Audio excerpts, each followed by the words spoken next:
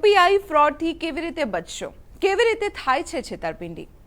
કેન્દ્ર સરકાર તરફથી લોકો ડિજિટલ પેમેન્ટ તરફ આગળ વધે તે માટે ખાસ અભિયાન ચલાવાય છે અને આ અભિયાનના લીધે લોકો હવે અલગ અલગ યુપીઆઈ એપ્સનો ઉપયોગ કરતા પણ થયા છે. તમે પણ યુપીઆઈ એપનો ઉપયોગ કરતા જ હશો, પરંતુ સાવધાન, કારણ કે તમારા પર છે સાયબર ઠગની નજર. જાણો કેવી રીતે સાયબર ઠગ તમારી સાથે કરી શકે છે ઠગાઈ. સાયબર ઠગ તમને SMS દ્વારા નકલી બેંક URL કે પેમેન્ટ લિંક મોકલે છે. જ્યારે તમે તેની પર ક્લિક કરો છો તો તે તમને તમારા ફોનની યુપીઆઈ એપ જેવું જ દેખાવા લાગે છે. આ દરમિયાન તમને ઓટો ડેબિટ માટે કોઈ એક યુપીઆઈ એપ પસંદ કરવાનું કહેવામાં આવે છે. જેવી તમે તેની મંજૂરી આપો છો, તમારી યુપીઆઈ એપ દ્વારા તરત પૈસા કપાઈ જાય છે.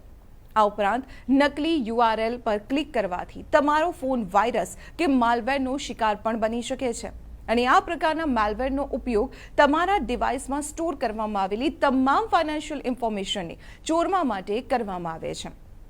જો તમે પણ નિયમિત રીતે યુપીઆઈનો ઉપયોગ કરો છો તો તમારે સાયબર ફ્રોડથી બચવા સાવધાન રહેવું પડશે અને તેના માટે એ જાણવું જરૂરી છે કે સાયબર ઠગ કેવી રીતે તમને છેતરપિંડીનો શિકાર બનાવે છે. સાયબર ઠગ તમને પૈસાની કે અન્ય લાલચ આપી SMS દ્વારા નકલી બેંક URL કે પેમેન્ટ લિંક મોકલે છે. સાયબર ઠગ તમને QR કોડને સ્કેન કરવાનું પણ કહેશે. QR કોડને સ્કેન કરશો તો 2FA માંગવામાં આવશે અને ત્યારબાદ પેમેન્ટ રિક્વેસ્ટ એક્સેપ્ટ કરવાનું કહેવામાં આવે છે. પેમેન્ટ રિક્વેસ્ટ એક્સેપ્ટ કરશો ત્યારે પિન માંગવામાં આવશે. જેવો તમે યુપીઆઈ પિન નાખશો, તમારા પૈસા કપાઈ જશે. આ પ્રકારના ફ્રોડથી બચવા માટે કેટલીક બાબતોને સમજવી અને ઓનલાઈન પેમેન્ટના નિયમોને જાણવા પણ ખૂબ જ જરૂરી છે. તો ચાલો જાણીએ. પેમેન્ટ સ્વીકાર કરવા માટે કોઈ પણ QR કોડ સ્કેન કરવા કે રિક્વેસ્ટ એક્સેપ્ટ કરવાની જરૂર નથી હોતી. OTP, password, MPIN, UPI pin જેવી ચીજો માત્ર ડેબિટ માટે જરૂરી હોય છે, ક્રેડિટ માટે નહીં. આ ઉપરાંત તમારી ફાઇનાન્શિયલ ડિટેલ્સ શેર કરવાને લઈને હંમેશા સતર્ક રહો.